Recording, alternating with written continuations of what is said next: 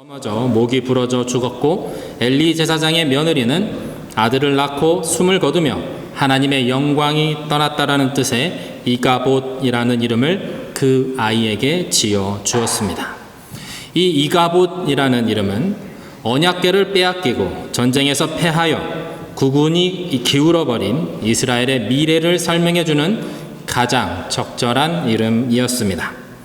그러나 빼앗겼던 언약궤는 블레셋의 다곤 신상을 격파하고 젖먹이 새끼들을 떼어낸 암소 2마리가 끄는 수레에 실려서 다시 이스라엘로 돌아왔습니다.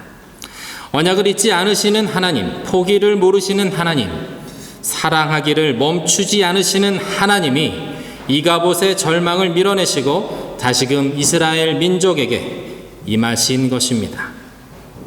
그리고 사무엘이 역사의 무대에 이제 등장하면서 새로운 시대가 본격적으로 열립니다. 사사시대의 영적인 혼란을 잠재울 하나님의 사람이 드디어 등장하게 된 것입니다. 사무엘이 이스라엘 역사에 본격적으로 등장해서 하나님의 통치를 이스라엘에 실현하는 데 쓰임받기 시작하였습니다. 먼저 사무엘은 이스라엘 백성들을 미스바에 다 모아서 회개를 선포합니다. 모든 백성이 사무엘과 함께 울며 금식하며 그들이 섬기던 모든 우상을 버리고 오직 여호와 하나님만을 섬기기로 결단합니다. 우리가 다 알다시피 사사기에서 이미 수없이 되풀이됐던 회개의 모습이며 그 돌이킴의 현장입니다. 그러나 다시 전심으로 여호와께 돌이킬 때 사랑의 하나님은 기다리셨다는 듯이 이스라엘의 기도에 응답하시고 즉각적인 구원의 은혜를 베풀어 주십니다. 회개를 가볍게 생각하지 않는 우리가 되기를 바랍니다. 죄를 고백하는 것을 어려워하지 않는 우리 성도님들이 다 되시기를 바랍니다. 전심으로 솔직하게 회개하며 나아갈 때 즉각적인 하나님의 구원이 늘 언제나 약속되어 있습니다. 이것만을 기억하며 회개의 자리로 나아가는 것을 게을리하지 않는 저와 여러분이 다 되시길 주님의 이름으로 축원드립니다. 모든 이스라엘이 미스바에 모였다는 소식을 들은 블레셋이 곧장 이스라엘을 완전히 굴복시키기 위해서 쳐들어옵니다. 하나님께서는 큰 우레를 바라셔서 블레셋의 사기를 꺾으셨고 이스라엘로 하여금 블레셋을 쳐서 승리하게 하셨습니다. 사무엘이 사는 동안에 여호와의 손이 블레셋 사람들을 막으심으로 다시금 이스라엘의 평화가 찾아오게 됩니다.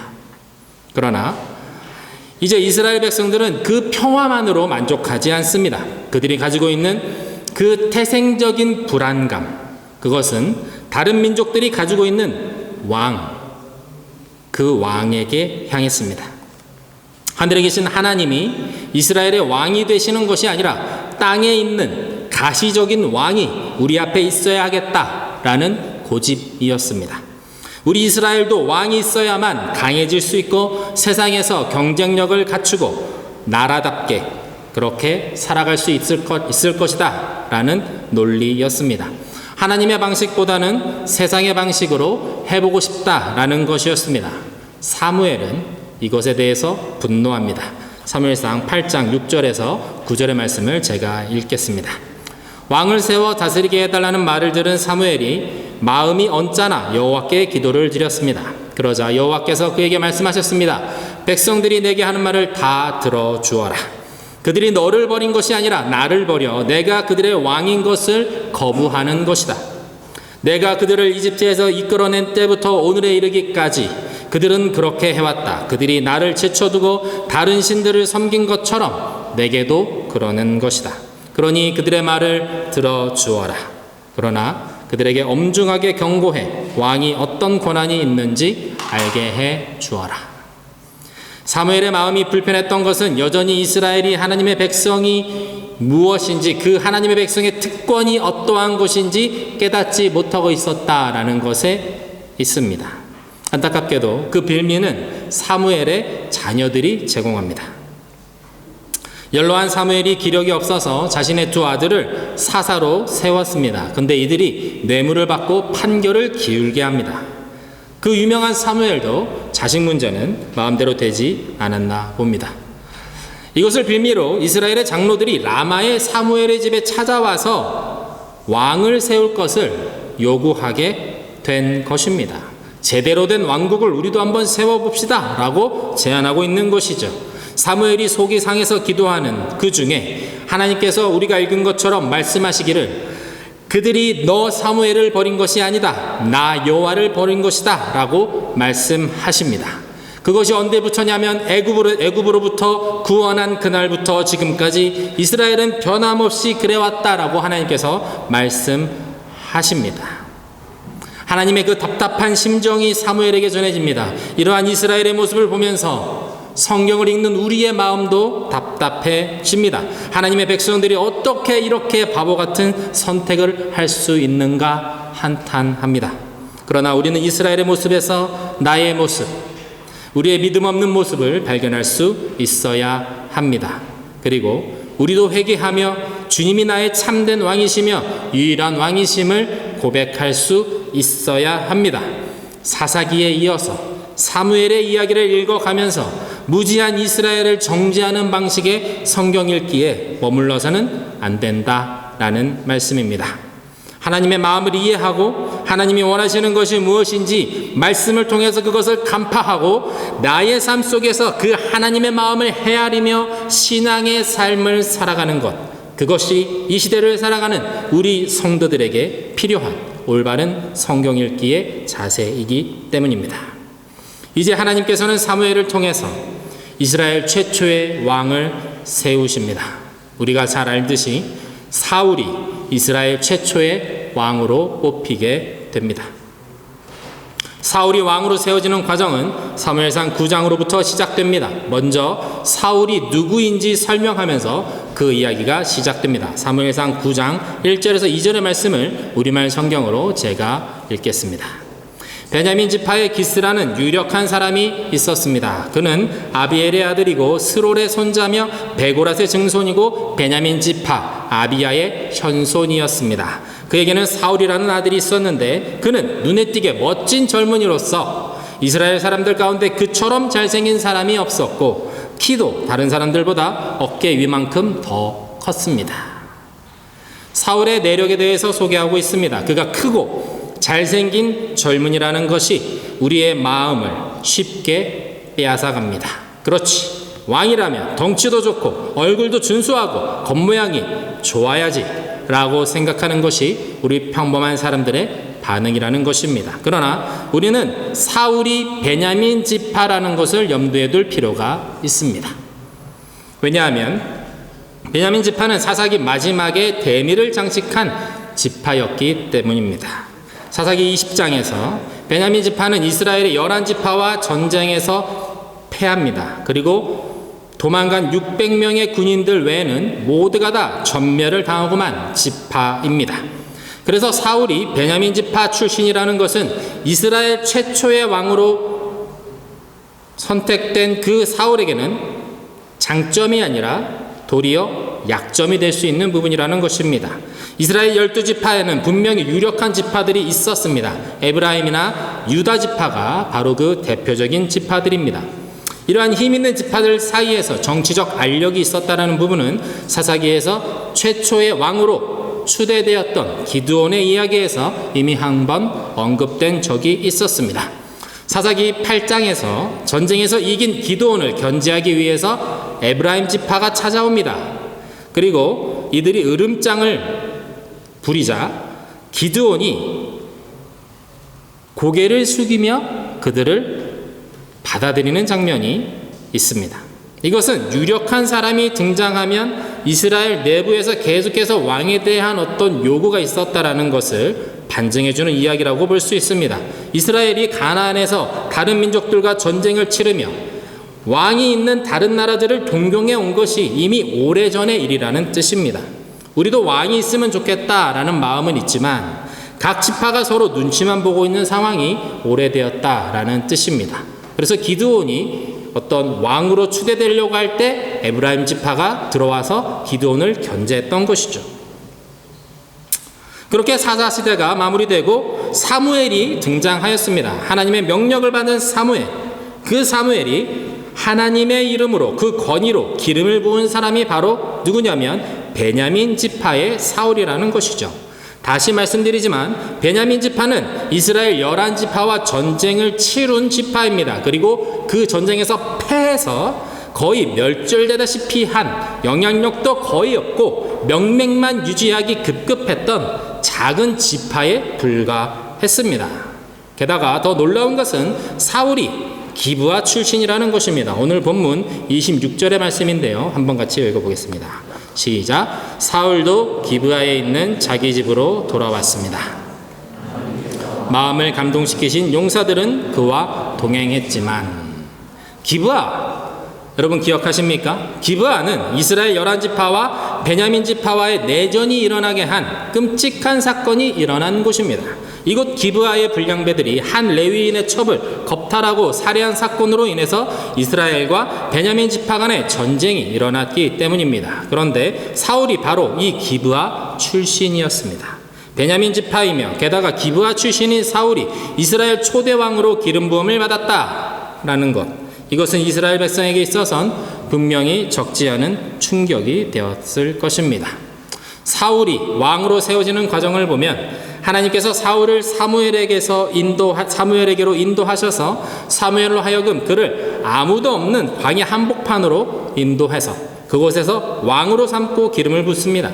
그리고 사울이 돌아가는 그 길에 3가지 징조를 듣게 하십니다. 그리고 그 모든 말씀이 그대로 이루어지는 것을 사울 스스로가 경험하게 하십니다. 하나님의 선택을 받은 자가 너다라는 것을 자각하게 하시는 것이죠. 이 과정에서 사울이 성령을 받아 예언까지 하게 됩니다. 사울을 완전히 새로운 사람으로 하나님께서 바꿔놓고 계시는 것입니다. 그러나 여전히 이스라엘 백성들에게 베냐민 지파이며 기브아 출신인 사울이 이스라엘의 왕이 되어야 한다는 점, 바로 이 점은 이스라엘 전체가 납득할 만한 그 무엇인가가 더 필요한 상황이었다라는 것입니다. 그래서 하나님께서는 사무엘로 하여금 모든 이스라엘 백성들을 미스바에 모으고 왕을 선출하는 제비를 뽑게 하십니다. 오늘 본문 20절, 21절 말씀인데요. 한번 같이 읽어보겠습니다. 시작. 사무엘이 모든 이스라엘 지파들을 가까이 불러 제비를 뽑자 베냐민 지파가 뽑혔습니다. 그러고 나서 그가 베냐민 지파를 가족별로 앞으로 나오게 하자 이번엔 마드리의 가족이 뽑혔습니다. 마지막으로 기스의 아들 사울이 뽑혔습니다. 그러나 그들이 사울을 찾았으나 보이지 않았습니다.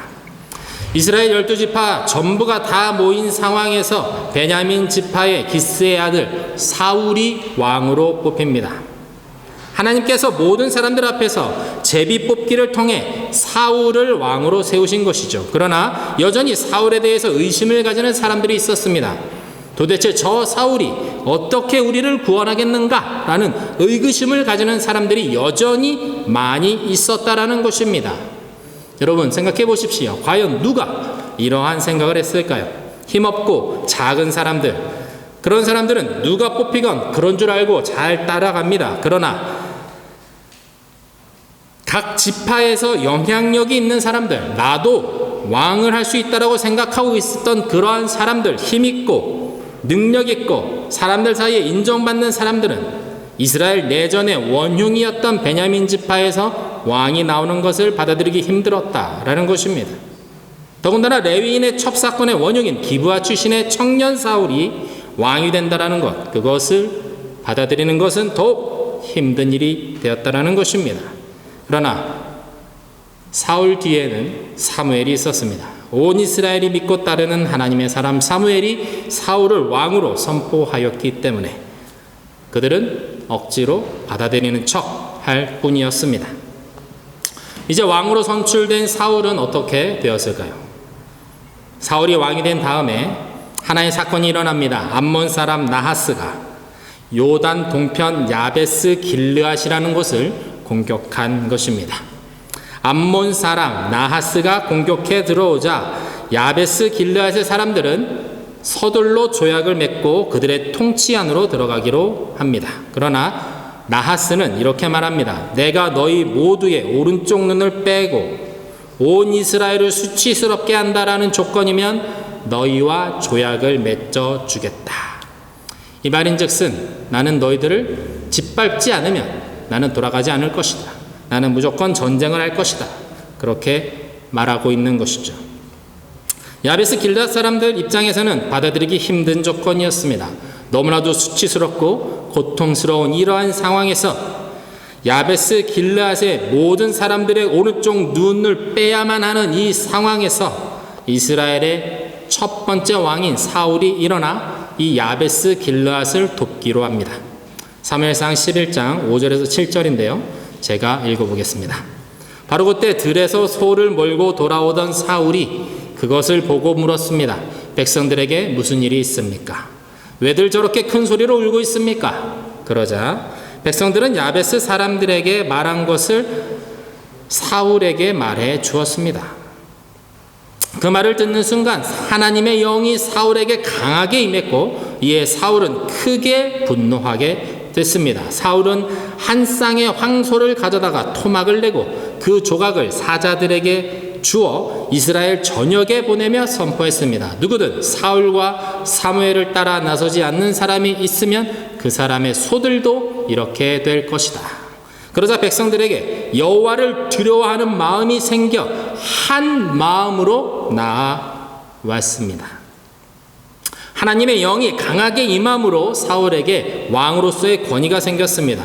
사울의 소집령에 곧장 응답한 33만 명의 이스라엘 군대는 암몬을 쳐서 이기고 야베스 길르앗의 백성들을 구원해 냈습니다. 그리고 사울은 이 사건으로 인해서 이스라엘 12지파의 왕으로 드디어 인정받게 됩니다. 그런데 야베스 길르앗 역시 사사시대 말기의 사건인 이스라엘 내전 사건에서 베냐민 지파와 깊은 인연을 맺고 있습니다. 사사기 21장에 보면 베냐민 지파와 이스라엘 11지파와의 내전에서 베냐민 지파가 멸절당하기 직전의 상황에서 남은 600명의 남자들의 아내를 찾아주기 위해 이스라엘 11지파가 미스바에 모여서 회의를 합니다. 그런데 이 회의에 야베스 길르앗의 사람들이 참석하지 않습니다. 그 부분이 사사기 21장 5절에서 11절에 있는데요. 제가 빠르게 읽어보겠습니다. 6절부터 읽겠습니다. 이스라엘 자손은 그들의 동기 베냐민 자손에 대해서 측은한 마음이 생겨서 오늘 이스라엘에서 지파 하나가 없어져 버렸다. 우리 스스로가 이미 우리 딸을 그들과는 결혼시키지 않기로 주님께 맹세하였으니 우리가 어떻게 해야 그 살아남은 사람들에게 아내를 구해줄 수 있겠는가 하고 걱정하였다. 그래서 그들은 이스라엘 지파 가운데 어느 지파가 미스바에 올라오지 않았는지 주님 앞에 나오지 않았는지를 알아보았다. 그러자 길르앗의 야베스에서는 한 사람도 진으로 오지 않았고 이 총회에도 참석하지 않은 사실이 드러났다. 그들이 백성을 일일이 살펴보니 정말 길르앗 야베스 주민은 한 사람도 없었다. 그래서 회중은 가장 용감한 군인 12,000명을 그리로 보내면서 명령하였다. 너희는 가서 길르앗의 야베스 주민을 여자나 어린아이 할 것 없이 칼로 쳐서 죽여라. 너희가 할 일은 남자를 모두 죽이고 남자와 동침한 일이 있는 여자도 모조리 죽이는 것이다. 이 일로 인해서 베냐민에 이어 야베스 길르앗의 주민들 역시 이스라엘 11지파가 보낸 군대로 인해서 완전히 파괴되게 됩니다. 이스라엘 군대는 야베스 길르앗의 모든 주민을 쳐서 죽였고 400명의 처녀들만 살려둡니다. 그리고 이들을 베냐민 지파의 그 600명의 남자들과 혼인을 시켜서 베냐민 지파의 명맥을 이어가게 합니다. 참으로 안타깝고 잔인한 사건이 아닐 수 없는 것이죠. 그들이 진멸한 베냐민 지파를 회복하기 위해서 그들이 선택한 것은 다시 야베스 길르앗의 주민들을 희생시키기로 한 것입니다.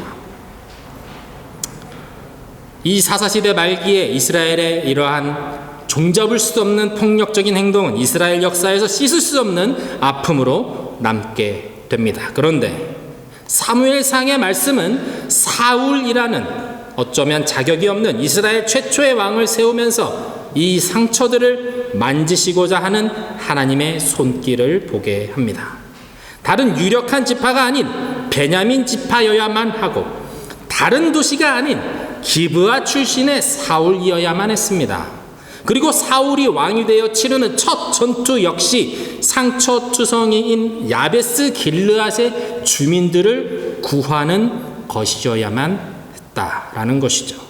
사사기 19장에서 21장에 이르는 그 시리고 아픈 역사를 지나서 이제 사무엘상 10장과 11장에서 그 역사의 아픔을 다시 어루만지시고 회복하시는 하나님의 긍휼하심과 하나님의 정의로우심이 느껴지는 장면이라 할 수 있는 것입니다. 하나님께서는 왜 베냐민 지파 기브아 출신의 사울을 선택하셔야 했을까요? 말씀을 준비하면서 저는 계속해서 이 질문이 떠올랐습니다. 성경은 회복하기 원하시는 하나님의 마음, 회복하기 원하시는 하나님의 마음, 그것을 보게 하셨습니다. 찢기고 상한 그곳, 회복되지 않을 것 같은 그곳, 버려진 곳, 자격이 없다고 생각해서 제외된 곳, 그곳에서 하나님은 다시 새로운 역사를 일으키시는 분이라는 것을 보게 하셨습니다. 그것이 바로 하나님의 정의입니다. 이스라엘이 저지른 내전으로 인해서 무너진 베냐민 지파와 야베스 길르앗을 제쳐두지 않으셨습니다. 그들을 기억하고 계셨습니다. 그들을 다시 일으켜 세우시는 그 하나님을 지금 성경은 계속해서 보여주고 있는 것입니다. 사랑하는 여러분, 삶의 어딘가에서 넘어지신 적 있으십니까? 버티고 버티다가 그 어딘가에서 쓰러져 버리지 않으셨습니까? 하나님께서는 바로 그곳에서 다시 여러분을 일으키기를 원하시는 분이십니다. 너무 아파서, 너무 괴로워서, 기억조차 하고 싶지 않아서 덮어두고 그냥 앞만 보며 달려나가는 그러한 삶, 그것이 혹시 나의 삶이 아닙니까? 그곳, 상처와 아픔이 여전히 남아있는 그곳이 하나님의 회복과 정의가 선포되어야 하는 지점임을 기억하는 저와 여러분 되시기를 주님의 이름으로 축원합니다. 내가 덮어둔 그곳에 주님은 두드리시고 들어가시기를 원하십니다. 그리고 그곳에 들어가 나와 더불어 먹는 그곳이 되기를 주님은 원하시고 계십니다. 사랑하는 여러분, 주님께 마음을 여십시오. 주님을 신뢰하시고 주님께 아뢰십시오. 기도로 나아가십시오. 주님께 온전히 나의 인생의 역사, 그 아픔의 역사, 그 패배의 역사, 그것을 그대로 주님께 맡겨 드리십시오. 그 은혜로 나아갈 때 주님께서 친히 만지시고 그곳에서부터 회복을 시작하실 것입니다. 주님이 여러분을 자녀 삼으셨습니다. 함께 찬양하며 이 시간 기도했으면 좋겠습니다.